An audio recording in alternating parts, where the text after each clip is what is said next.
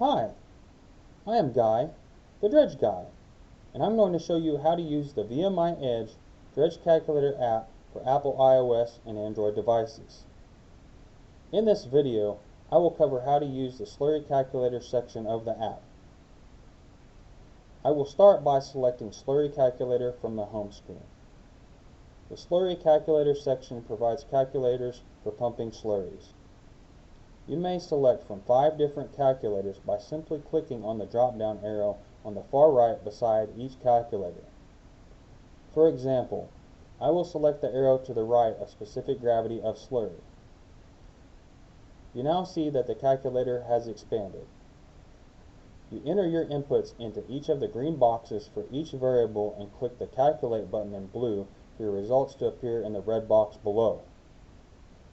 For example, I will enter 1.5 for the specific gravity of the solids.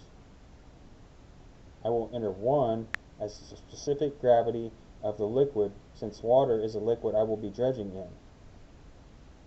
I will enter 40 as the percentage of solids by weight and click the Calculate button to find the specific gravity of the slurry. The same method works for each of the calculators in Slurry Calculator by simply clicking the drop-down arrow and expanding the calculator.